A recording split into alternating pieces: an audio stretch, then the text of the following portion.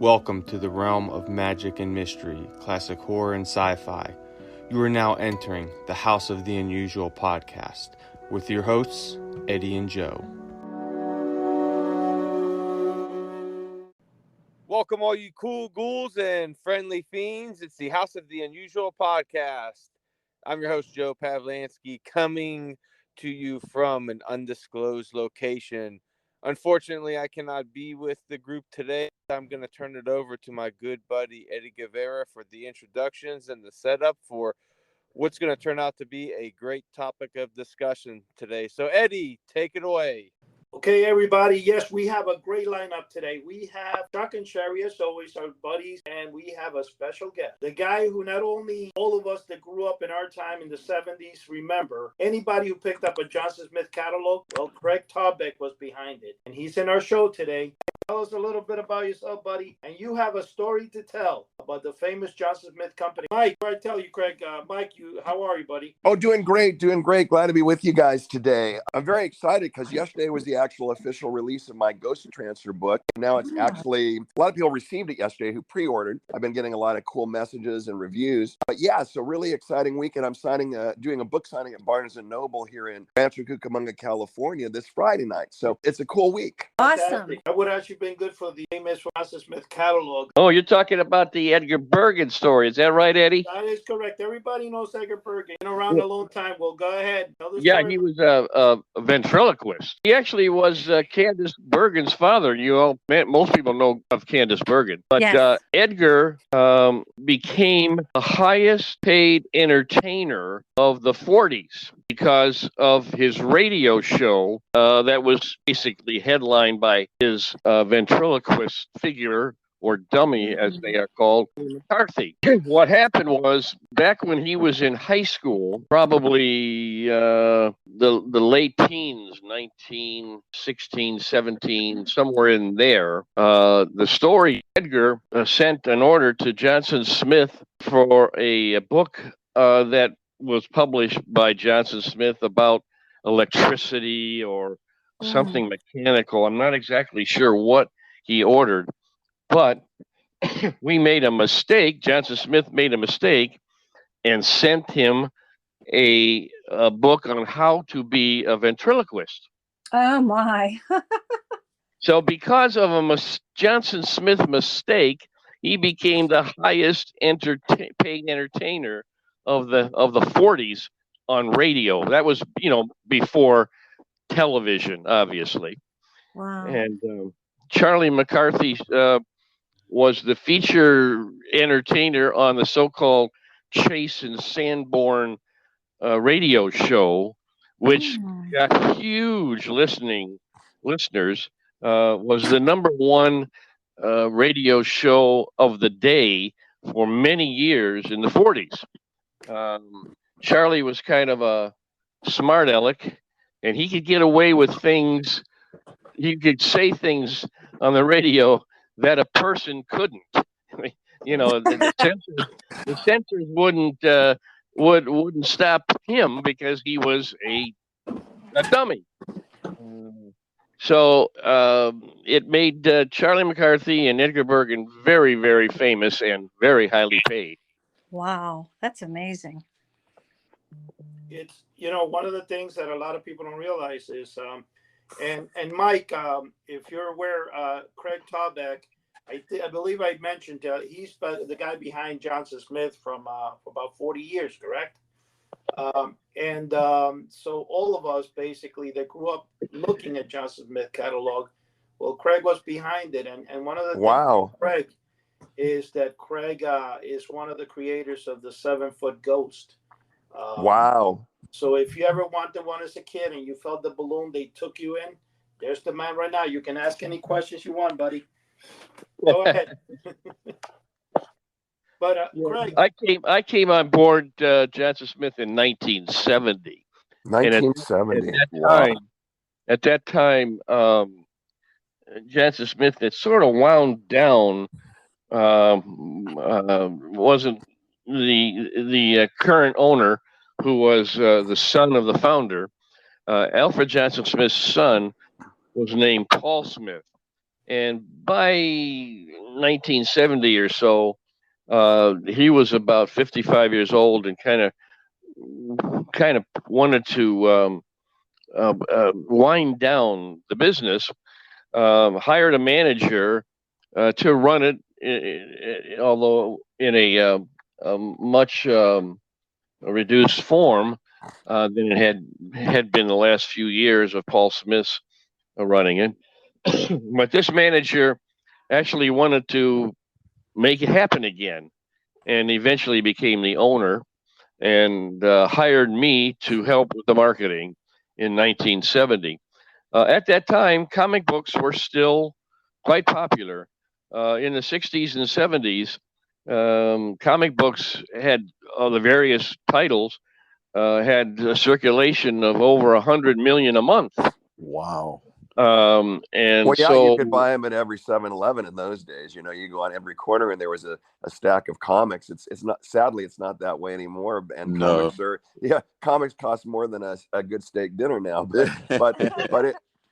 But in those days, yeah, you could just go in, and of course, even the tie-ins with advertising for comic books, like at 7-Eleven with Slurpees and all this, there was you could get paper airplanes. So it was an amazing time, and so yeah, those ads would pop out at us, and we would see those ads. I have a question for you, Craig. Yeah.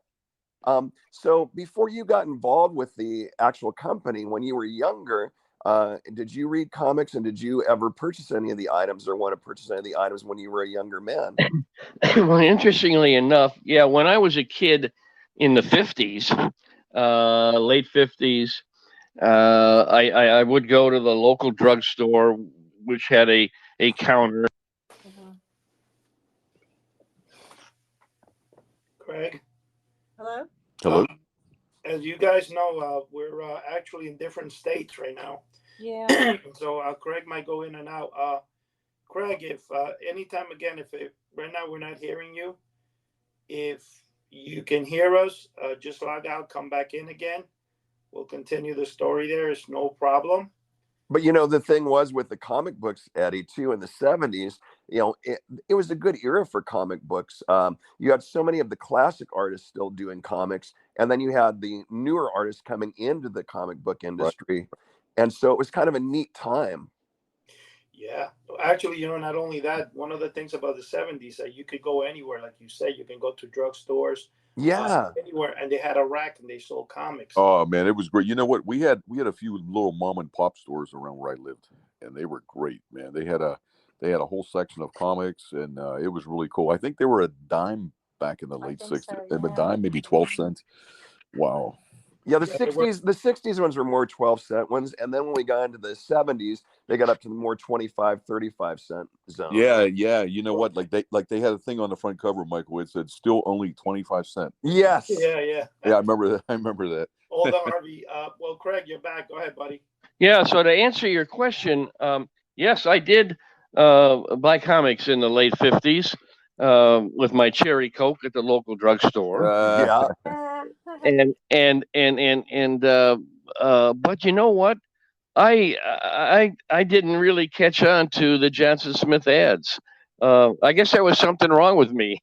Because what I learned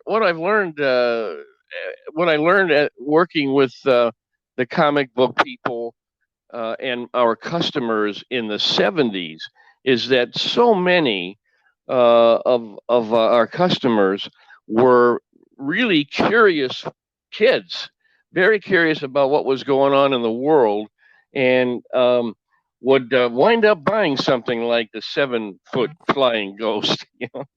Oh yeah. I mean, what I liked.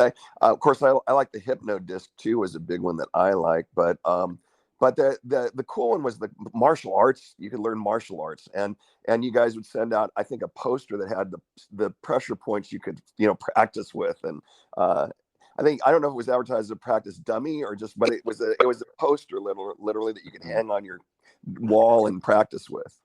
Right. I'm the one on the catalog. I'm the one who came up with the change of names.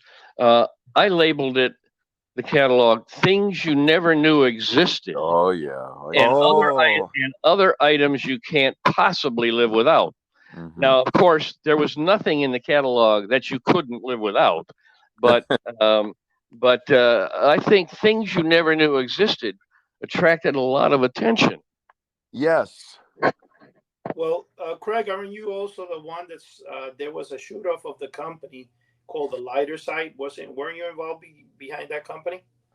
Yeah, well, the lighter side was a catalog we created in about 1980, and our intention was to do sort of a Johnson Smith type catalog, but for adults, not for kids. Mm-hmm. Oh, And of course, by that time in the 80s, comic books were becoming a thing of the past, as you said earlier. mm-hmm. You And know, so the owner asked me, what can we do that would attract adults? So I was looking for a niche catalog that just really wasn't out there. And I came up with what we wound up calling the lighter side. In other words, fun, surprises, things that you never knew existed, but by a different name, the lighter side. how many catalogs did the Johnson Smith eventually shoot out? Because I remember there were like Betty Satic, them, right? Yeah, well, in the 80s, we were doing about 40 million catalogs a year. Oh Wow. wow. That's crazy. I have a question. I'm wondering, in talking to you, because I've always wondered about this. Did you sell more product from DC Comics or Marvel Comics? Good question. As you know, the first comic book ever published was DC Superman. Right. Mm-hmm. And in fact, that was 1938, Yeah. way before my time. But in that particular issue, which, by the way, if you had a copy of today, would be worth $1 million, Wow. literally $1 million or more. And in that particular first comic, we had two ads in it, two full-page ads. So that was the beginning of our comic book. So 1938 on through into almost the late 70s, early 80s. Mm-hmm. But which company did? I would say, to answer your question, then I would say probably DC Comics was maybe the most productive for us. However, I do think I remember a Marvel comic, might have been a Marvel comic, and I used to negotiate the cost of a full page ad with the various comic book publishers. Oh. And I think I remember one Marvel comic that we paid $4,000 for, and I mean that was a lot of money in the early 70s. Sure. And however, it returned, as I can recall, over $40,000 worth of sales. All of those things that were 99 cents, $1.25, etc. Yeah, and for kids like me, it was seeing those ads always was just so exciting. One thing I want to bring into what Craig was saying, and it was phenomenal because there's two stories that were very interesting, especially this with Craig. I contacted Craig in the beginning of 1984, I think it was, and I had talked to another person, and I forgot what exactly he was, but his name was Dominic, and I mentioned that I was interested in the Ghost. I was trying to see if the Johnson Smith Company could tell me how to make the Ghost, or if they still had it. Now, it had been a couple of years at this time that they had stopped producing the Ghost. And I remember Craig got on the phone, and that was the first time I ever talked with Craig. And it was kind of funny, Craig, because you were really, really a nice customer service person, or whatever it was. So I could say, and you came on and you actually said, wait a minute. And you went on to tell me where to buy the parts, how to make the Ghost. And you also went on to tell me If you get it made, let me know. I'll try to put it in the in the future Johnson Smith catalog. I was so excited. I got all the information only to find out that all that information was no longer prevalent. The companies were not really selling the Ghost anymore. I mean, the parts for it. And I had to, at that time, improvise, try to figure out how to come up with one. Then the other thing I wanted to add to Craig's story is in 1986, I think it was 85, 86, I started looking up, after I had talked to Craig and stuff. And, I was a young kid, so of course, then I got to pay much attention to me. I remember, Craig, I tried to get your attention when I sent you a bottle for Christmas. The following Christmas, just to say, hey, here's a gift I send you. And again, I didn't really get much out with Craig. And then what happened is Lou Wise, I tracked Lou Wise. Lou Wise was the owner of another mail order company, very famous in the 70s, which was called the Fun Factory. And it touched the chord between Craig and me, because apparently while Lou was running the Fun Factory, he had tried to reach out one time to Craig to hire him and bring him over to New Jersey to work for the Fun Factory. So that kind of broke the cord there between me and and Craig started talking a little more with me. And then later on, I wanted to meet him so bad, I drove 359 miles to have lunch with him. Remember that, wow. Craig? But the other part of the story that I wanted to add to this is, in 1980, somehow I had reached out to Lou Weiss on a Sunday morning in his house, 10, 11 years after the Fun Factory had gone out of business. And at first, he didn't want to tell me who he was, but he was like, who the heck is calling me looking for the Fun Factory 10 years after it's out of business and in my house? So, whatever the reason, he decided to go in with me, and we partnered, and we opened the Fun Factory again in 1993. We ran our full page ad, and it's true, Craig. That was actually we paid a little bit more. We paid $5,000 for the 1 month ad in DC Comics, and that went in through. It was, I think, the December. It was for the February issue, January issue, that went to sell December of '92. So it has a lot of. But all the DC Comics had the Fun Factory, and I made sure that the one item that was sold there was the 7-foot Ghost. And the thing that was kind of funny after this, and I'm just adding to this story here from Craig, is Craig, I don't know if you recall, when I first went to meet you. Well, when we first got I still have the original fax. You faxed me with the copy of the front of the instructions for the original Ghost.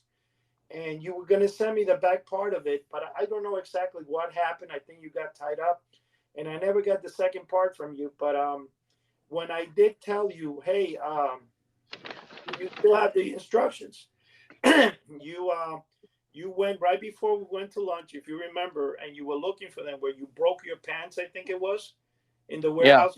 Yeah. And I didn't get them, but I was able to, at a crazy price.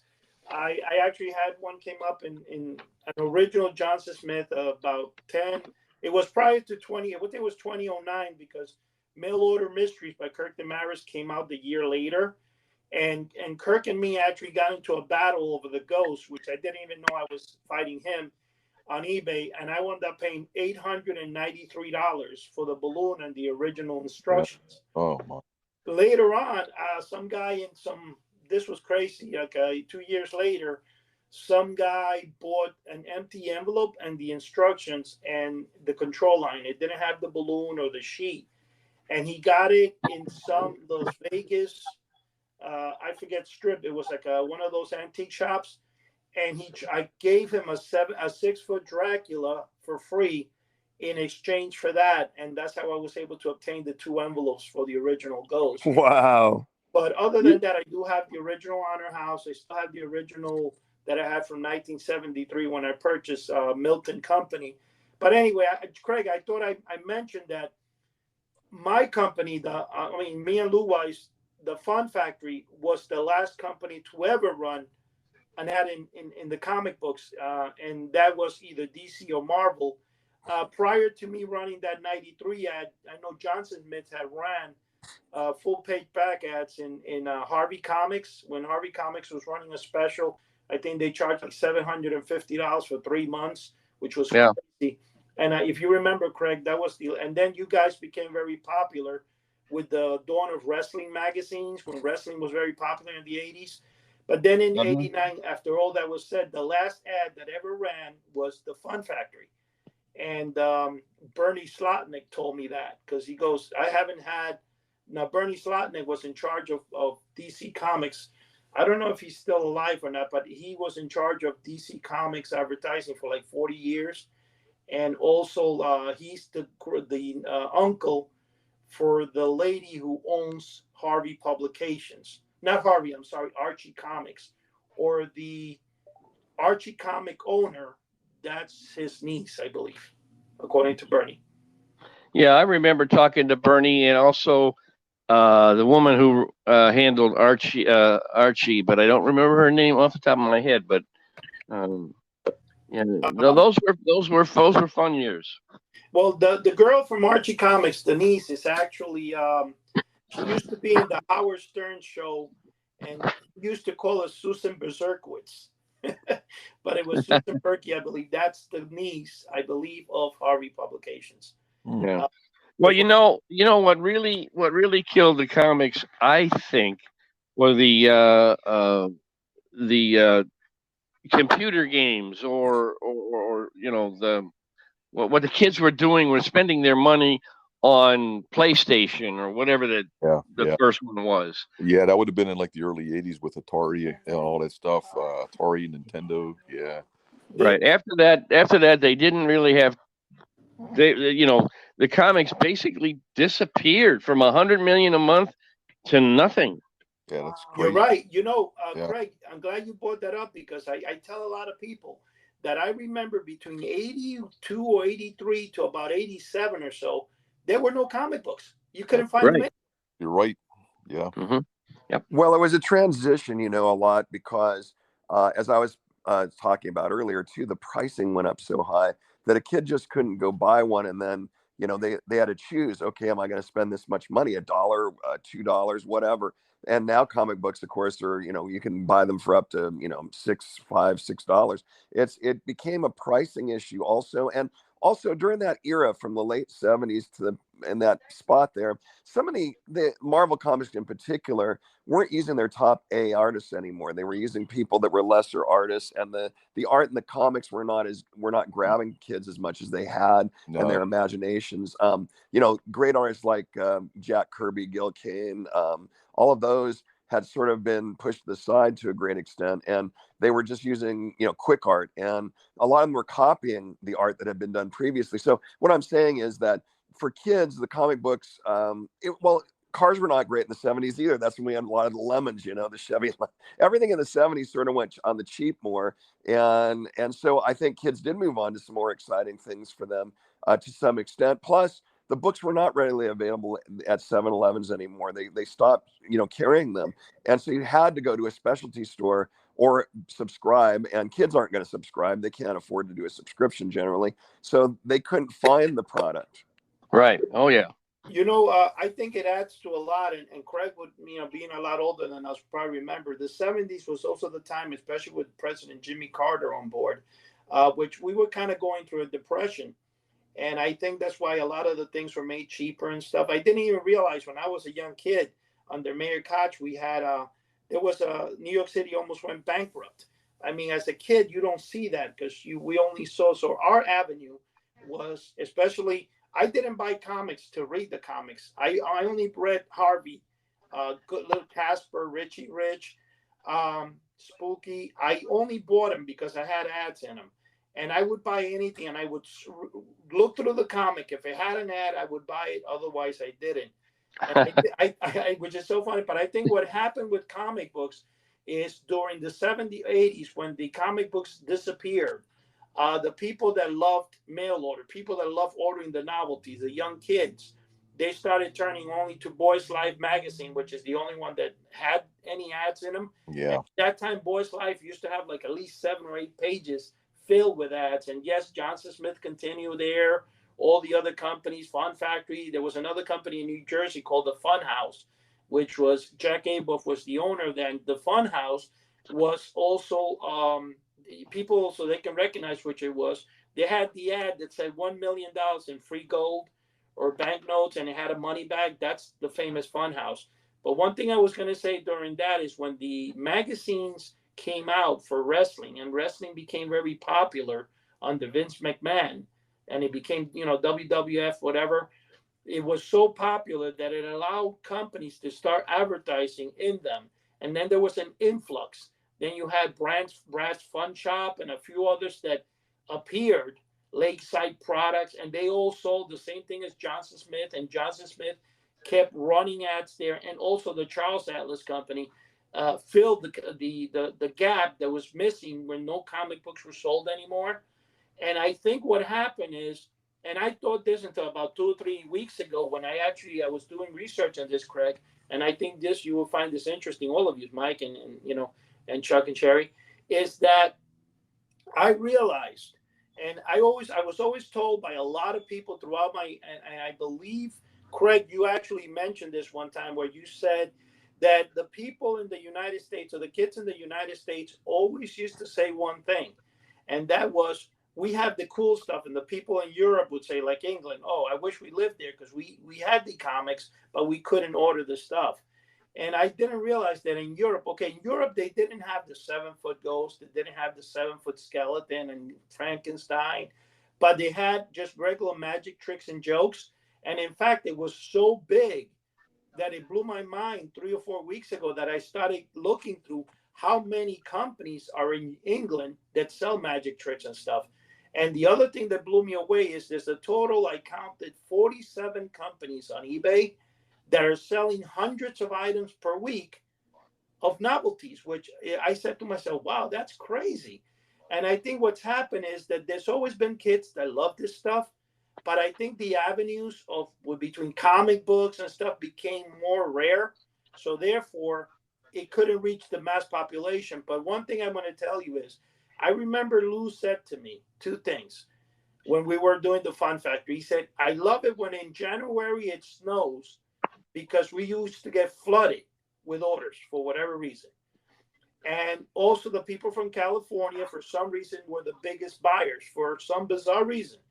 And this is bizarre because I said to him, I don't get it. It snows in the East Coast and the West Coast orders. That doesn't make sense. Yeah. Well, the reason, Eddie, that January was so good for Johnson Smith and the Funhouse, 2. Hello? Craig? We lost the 2 reasons.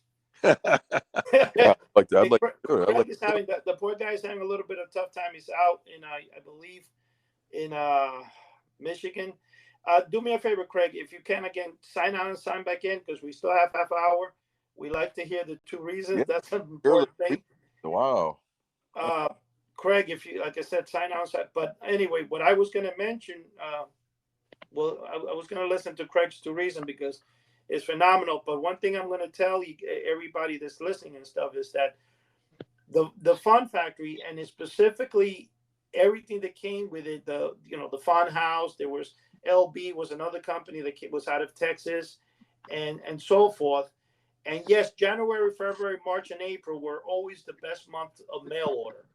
And the difference as compared to the internet was that in the day you would run an ad, you had to wait about 3 months for the ad to come out before you got any orders. And Craig, are you back? Yeah, can you hear me? Oh, yeah, go ahead. Give us the 2 reasons. I'm good. Good to you. Go ahead. Yeah, well, what I was saying is that January was our busy season with the Johnson Smith type business because the kids got their Christmas money, and then in January the weather was so bad they were able to spend money by staying indoors and reading comic books. That's true. That Yeah. I you know what, I didn't think about that. You just brought that up to me, but one specific thing, Craig. Excuse me, guys. I guess the Florida weather's getting me here a little bit with allergies. One specific thing that was interesting, and when I was with Lou Weiss, is that Lou Weiss had an old phone book, and in there he had every every single phone number of every mail order company, and and this was kind of funny because I started searching obviously for the excuse me, my gosh, I started searching for the Melton Company because everybody knew I was in back of those monster robot plans. And at that time, I took a ride over to Chicago, which came up to a dead end. I mean, I did get information and found out that 33 Wabash Avenue and 55 East Washington Street is the same address for the Melton Company and Guarantee Company that he used, but it was just different sides of the building. And the guy actually wound up getting a P.O. box. I think it was on the 17th floor. The janitor from the building had gave me the phone number of the widow of the guy that owned the shop. I contacted her to see if she knew who the Melton guy was. Didn't work out. She said that she remembers the change and the coins, but she couldn't remember much. But you know what's funny about this, though? I went down to Florida, and in Florida, I tracked down the Melton Company in 1976. They moved down, but I went to Florida like in, I don't know, I guess 87, 88. And I got there. There was a girl who had been in the post office for like 30 some years. Her name was Elizabeth. That I actually was kind of funny because I actually kept bothering her for the next 20 years until she retired. And she goes to me, you know, Eddie, you're lucky that I keep, because at first she thinks I'm crazy searching for companies that have been out of business for 20 years. So then she started looking for the list she had. She goes, you're lucky I don't throw things out. And the only thing that was missing on that list was the name of P.O. Box D&E. She had every other one. And I'm like, are you kidding me? So then I started going to about 3 or 4 local banks trying to see, because remember, this is the 80s, so we don't have no internet. And most people and banks kept, records for whoever was there for years. And one of the banks, I think it was, believe it or not, Bank of America, which I know Bank of America. I don't know if it was the same Bank of America, but they told me in downtown Miami that the guy had a P.O. box in Upper Collins Avenue, which I went over there. I spoke with the guy, and the guy said up there, I think the name was Fields. That's all I got there. So then one day I'm sitting up in New Jersey, and I'm sitting with Dave Harversat from SS Adams. We're in the car together, and we're trying to do this soul searching. And all of a sudden, he's helping me to call up all these people in Florida named Melton, or with the last name Melton on the phone. And lo and behold, we find in Lou Weiss's phone book the Melton Company's phone number. Wow. If I would have only known 12 years prior to that, 15 years before, that I had a phone number in my hand, that blew my mind. And sometimes you'll have it, and it says that, you don't have to go far. It's kind of like God says, you don't have to go far to find them. He said, the same thing happened. I had the phone number, and what happened? I called, the phone number's out of list, so I started tracking. But anyway, it's been an interesting battle. And then the final battle was that I came across was that I wrote to a guy named J. Marr, or J. Marr was the company that actually made the plans before the Melton Company sold it. And what happened is J. Marr, I contacted his son, who called me up on a Sunday for some reason. He was so scared when I sent him a $20 bill in the mail for him to send me the plans. I don't know what he thought I was, whatever. He goes, I'm just going to tell you, my father died 20 some years ago. I'm sorry. He sent me some supposedly model airplanes his father did. And I'm like, where's the robot plans, man? And but he thought it was his uncle. So he sent me the copy of the ad, and he says, yeah, you could still buy him from me. And then that's why I sent him the $20. I was responding to the ad he had sent me. Well, anyway, I did try to reach to him last year again, and I actually got no response. I don't even think the guy's in the P.O. box anymore. I mean, there's always hope that somebody out there might have the plans for me, because that's the only thing I haven't been able to find. And Craig knows this, because, I mean, Craig, and the thing that was very popular in the 70s, Craig, Johnson Smith in 1970, their catalog that had the Disney, the castle they have in Walt Disney. Yeah, right. The cover. I think it was I forgot what number. That catalog and another catalog in 1970 had the 7-foot Frankenstein poster and skeleton on the cover, which I had reached to you because I was asking you if you knew where you guys got it from. Like, who made it for you. And I remember you telling me, and you were trying. You go, Eddie, I don't remember where we got it from. And of course, it didn't really matter because the Frankenstein, I had the original, so I knew I could always make it. But you always have to hope that the original people that made it might still have the plates to make them, whatever. So what happened, and you remember, Honor House took the ad right out, word for word, plagiarized the Johnson Smith catalog that same year, and added the coupon that is shaped like it's shaped like what do you call this? Like a coffin, and ran for the next 10 years. Do you remember that, Craig? Yeah, I do remember that. I remember probably Honor House probably copied some of my copy. Oh no, they copied the whole thing. Who did you write the ad copy in the comic books? I wrote it all. Yes. Uh-huh. Wait a second. Wait, Craig. I'm going to bring something to your attention right now. You wrote the 7. See, this is something that I actually didn't ever even bother asking you. I don't know. Somebody might be moving the mic around. We're getting a lot of shuffle in the background. I don't know if any of you guys, but anyway, what I was saying is there is. So you wrote the just imagine your friend shocked if they walk into your room. No, that's not my line. I guess maybe it's possible that it was Paul Smith, but I don't remember. Okay, no, that's right. Because when you said, that's why I was saying, because when the 7-foot Frankenstein next to the skeleton, okay, that says 7-foot Frankenstein says, just imagine your friend shocked when they walk into your room and see. So that wasn't you, correct? No.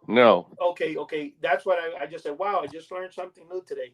Because I'll give you another great line that I didn't write, but I think either Paul Smith or his father, Alfred Johnson Smith, wrote, was about the whoopee cushion, which we introduced into America in the 1920s. But I think Alfred Johnson Smith wrote this line: gives forth noises better imagined than described. Yeah. Because in those days, Alfred Johnson Smith considered himself a writer, and if you look at the old catalogs, I mean, he would write an entire page on a 10-cent item, but I don't think he wanted to use the word fart. Well, that is correct. Well, what I wanted to mention is in the write-up of the 7-foot Frankenstein skeleton, when they says as awful as your sinister, they wrote AWFUL. They forgot the E, so they put awful. And that misspelling stayed there for the last. It's up to this day. You can't write it without that misspelling. It's part of history, Yeah.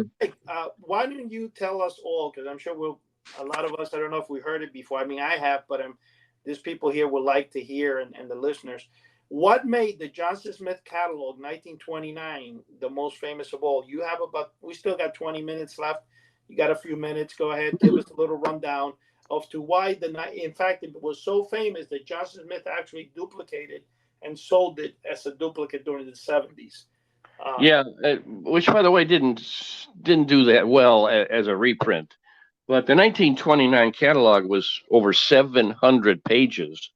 And what happened was at that time, the company was in Detroit, published that catalog, and mailed it out. And of course, we're talking 1929 and just about the Depression time.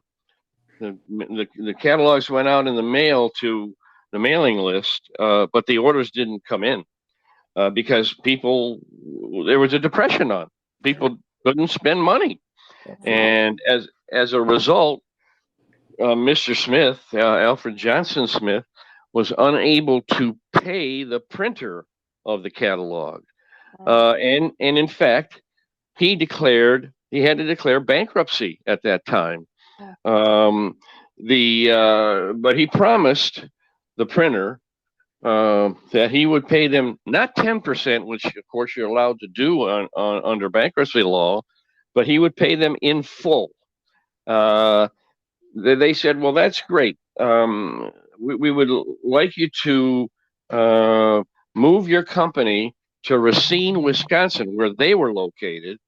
And we'd like to have one of our people work with you while you run your business and pay us back as you can.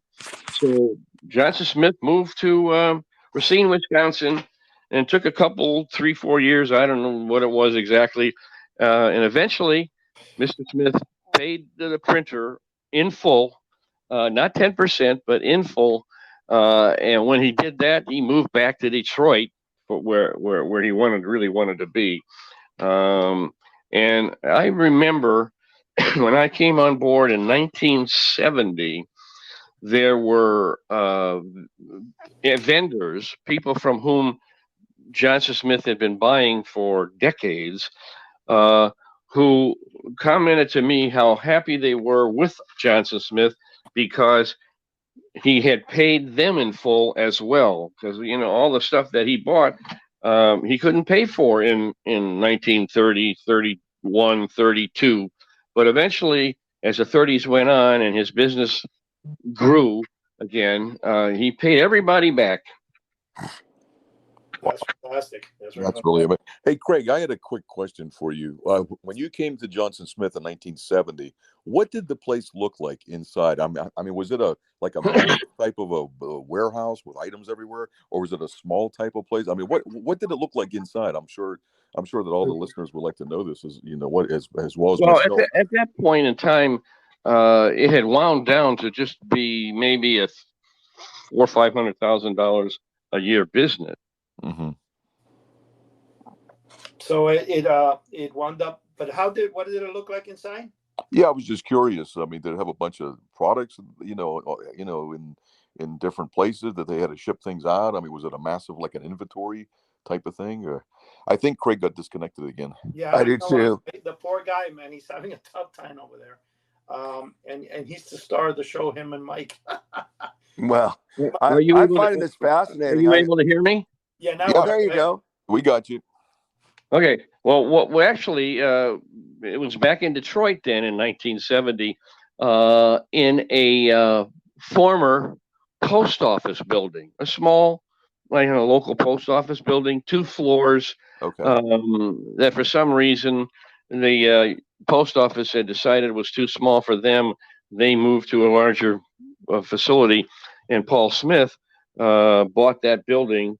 That old post office building, and that's where it had been for a few years.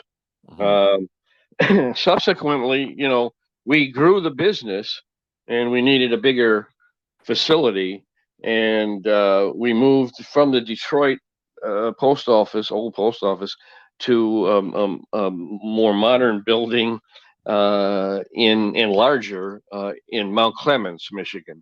Yeah, that I do remember is 375 Automation Drive or something like that. Yeah, it was Automation Drive. You don't have quite the number quite right, but it was Automation Drive. Right. What was the actual number, Craig? I can't remember it off the top of my head. I put it in all those comic ads, and now it's not coming back to me. But what did it look like in there? Like Chuck was mentioning, were things in like file cabinets? How was it laid out? Believe it You're talking about the Detroit post office building? Yeah, Craig. We all want to trust me. A lot of people out there actually dream of what it looked like. So really, of the interior. It was just an old building, and basically there were quite a number of aisles with racks for all of our stuff. It wasn't a very attractive building, actually, and it was, as we grew the business, it became really tight. So we had to have somebody. We had to have people there that opened the mail. Even in 1970, 71, 72, kids would send in their money in cash. We get a lot of coins. You get an order in an envelope with kids who would tape 20 pennies to to a 3x5 card, you know. That's funny. Yeah. And oh gosh, poor Craig. Craig, keep playing. You when you come on, well, I think you went off. But hey, guys, you know what? I'll give you a rundown. The reason I'm, I mean, we have music here. We have. Am I there? Oh, there you Get go. back. Go ahead. That would be so cool to see the inside of that place. That would be like a step back in history. You know what, Craig? Tell me if I'm correct in this, and I'll tell you why. And because Mike and I have been, and this sounds crazy, but God has blessed me to allow me, as not only a kid that grew up in that era, but allowed me to go into my childhood love and go inside places. I've been in the original SS Adams, which goes back to 19 building, and me and Dave, we toured the whole complex. He showed me everything. I've been there 4 times. And I go back to 1989 when Chris Adams gave me a tour of the place. So I've been in the place many times. I went into Honor House, kind of into the back end to wait for the guy who gave me back in 1985, gave me the, he gave me a couple of Frankensteins and stuff they had and said to me, hey, you know what, man? We threw out everything 3 months ago. And I'm like, what? But anyway, that's another sad story. But here is the way it would describe it. Think of for anybody out there that would like, if you remember the old Supermans from George Reeves on TV, how his office looked like. Yeah. A filing cabinet. Okay. You had, when you go into the building, and I'm thinking that this is probably exactly the way Craig will describe it. You go into the building, and there's obviously different sections. Now, first of all, if you ever gone to a post office, and you guys go to a real post office, you see that they still have those metal cabinets and dividers. Mm-hmm. Okay, so think of that. Some of them are office dividers that divide one desk from the next. Secondly, if you look at those steel shelves they sell in Home Depot, the steel shelving, fill the back of the warehouse in aisles. In each of those, there's usually little cards identifying each of the products in those cards. So you're looking. So if you want to really see, the best way to really see how anything like that runs, there's actually, I think you could probably find it on YouTube, who knows, but there was a special they did on the Charles Atlas Company from the 70s, how it ran, and it aired on A&E, I think it was. And you could see the people in the back receiving the envelopes, and that's basically, now I've been, and like I said, it looks like it hasn't aged. Everything in SS Adams was from the 1800s. So if you're looking at any factory that you see, that's what it looks like. That's the environment. Dirt all over the floor. You look at the things in the corners, there's dust galore. There's brand new catalogs stacked on top of each other. Hey, that sounds like my house. You would have, where especially Craig, and Craig knows this, you would have, especially where the catalogs were being mailed out, because the way SS Adams worked is probably very similar to Johnson Smith. In SS Adams, you had a lady in the front that would open up the mail, a few people. Then they would have catalogs that were ready to mail out, and they would have stacks that go about 1 foot or 2 high with the envelopes already set to be mailed out. Wow, that would be so cool to see that. Oh, and when I was running Fun Factory, Lou put me down in the basement, and he had a warehouse where he, business that he was in at the time. Oh, that's where he locked you down. So that's where he locked you down there, right? Yeah, he locked me in the basement. I was locked there, and I was filling orders just like that. And I made shelves, and it was very barbaric. Or sometimes the way the Fun Factory was run prior to me ever being there, it was a large garage, like one of those houses that have an outdoor garage. But the garage was like for 2 cars. It was large, and it was made into like a small office. And it had in the front a lady, 2 desks. One lady received the mail. The other one opened. The other one put everything into, there were at that time typesetting machines that they used. In the back, you had the steel shelves with aisles, and everything on those shelves. They were there's plastic bins they sell that you put things in. And usually if you go to an auto parts store, yeah. They have those plastics. Those is how, am I correct in saying all this, Craig? Yeah, pretty much. It's not very glamorous. I will tell you that. Can you hear me? Yeah, we hear you. Yeah. If you look at say, an Amazon warehouse today, much bigger than ever Johnson Smith facility ever was, but basically the same thing. An office attached to a warehouse where you had your merchandise. That's all. Wow. You know, Craig, it sounds funny that you say it, but I want to tell you something that might surprise you, actually. I was one of those kids that dreamed to see how it looked like. And to me, a mail order company wouldn't be a mail order if it didn't look like that. Yeah, you're right. Like, we actually, like, for example, and I know this because I found it crazy when one time I took a picture of the building, of the Honor House building outside. And I took a picture because I wanted it for myself because I thought, wow, this is where it was. I took pictures of the Fun Factory, and I took pictures of this company that sold it. You probably remember the Moon Monster back in the 60s, Oh, absolutely. Craig. The thing is that the people have actually sent me emails to buy those photos from me. Wow. No kidding. I'm serious. Like, people, like right now, give you an example. If you had a picture, or if you know any that has a picture of somebody, say you and your wife, and I'm not going to get into details, that's personal, but I know you were associated with some people that were whatever. In they say you guys took pictures of yourself in Johnson Smith. Just the fact that it was inside the Johnson Smith company, you could probably do about $100 today on eBay for that. No, that would be Interesting. That'd be amazing. You Now, know what?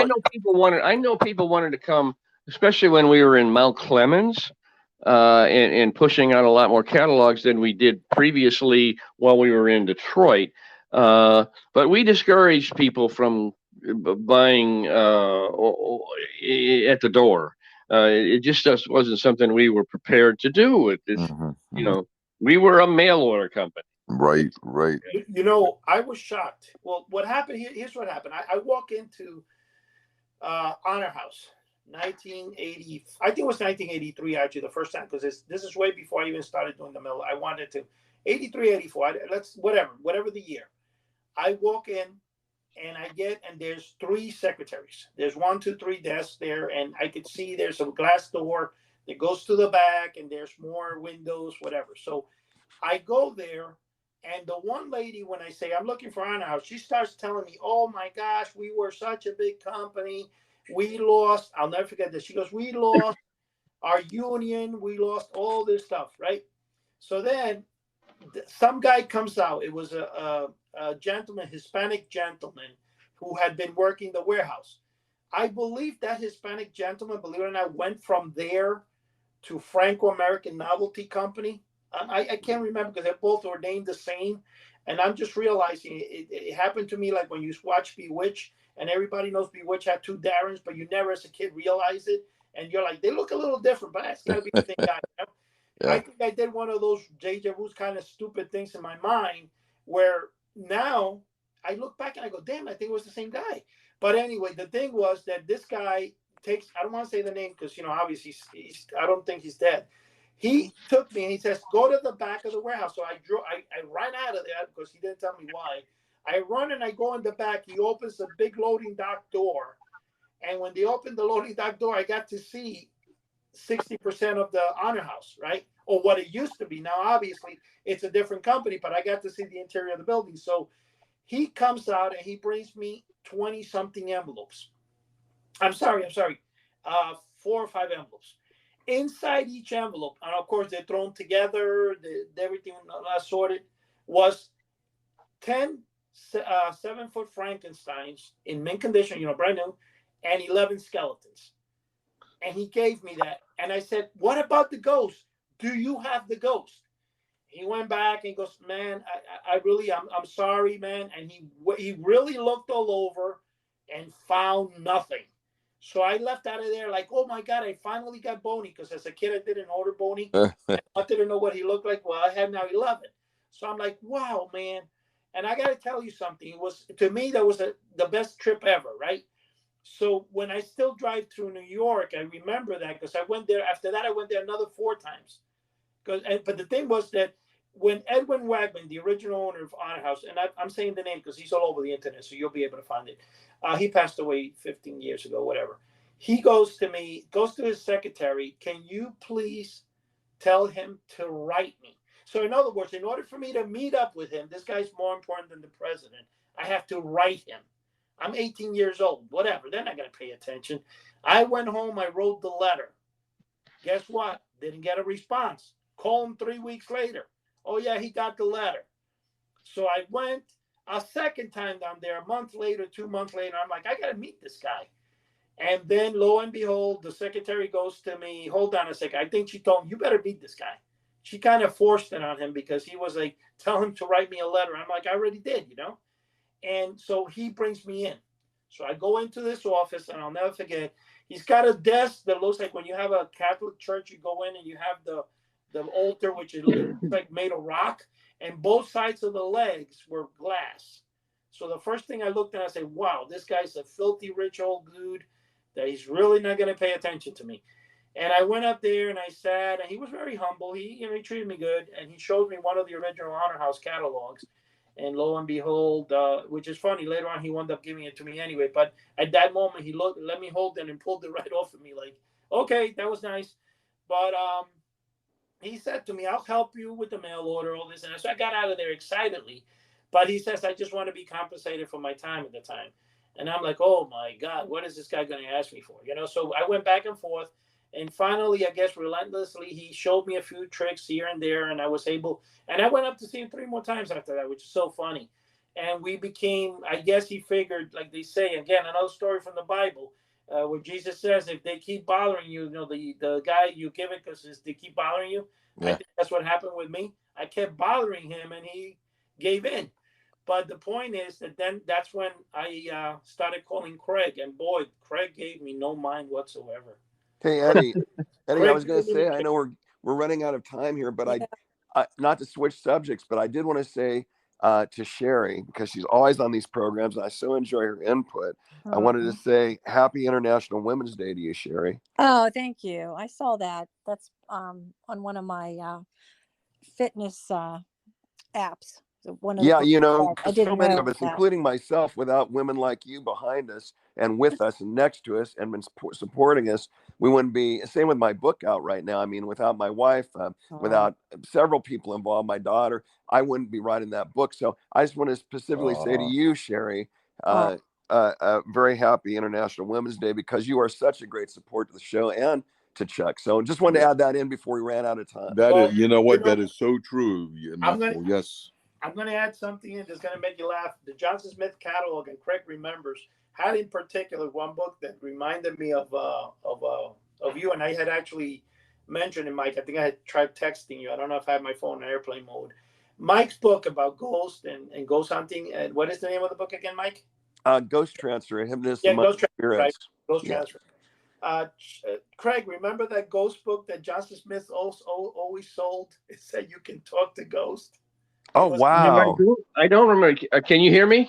Yeah, we can hear you. You don't remember that book? I don't remember that. Really? It was almost in every catalog had that book in there. Wow. I never forget. That's why it kind of reminded me of that. But I thought that was a tidbit that's kind of funny. But you know, guys, we still have about 2 minutes left, almost 3 minutes actually. I'm going to tell you guys something very funny. I'm going to try, not fun, something I'm going to try, because I know Craig Tarbek has been, Lou Wise has been dying to be on. In fact, Lou Wise, known to a lot of people, has a podcast that deals with international manufacturing. And the podcast has over 1 million listeners a week. Huh. And I would like to get him in and have him and Craig together, because I think there's so much they can share for the rest of the public. And I know a lot of times I'll fill in the gaps when, you know, they tend to, because remember, Craig, and I guess you agree with this, Craig, when you were at Johnson Smith selling, you were there doing business. You weren't there about collectibles. You were seeing what was best. I was a little guy bothering you, collecting the little novelties and building a history. So a lot of times, you, like you said, the biggest item you ever had was the mystery top. Right. Well, I'll bring in that information, but I think I need to have that show happen. I'm going to try. I don't know if next week might be possible, the following week when both you guys are able to. And Mike, I'd like you to be on that show too, because it's going to be phenomenal. It's I will try, but I'm just happy I was here today. I learned a lot. It was very interesting. And, very interesting. Yes. And, it's always, neat to learn some new things behind the scenes that us normal guys that are on the outside of it didn't know. So it's been a great program. Yes, absolutely.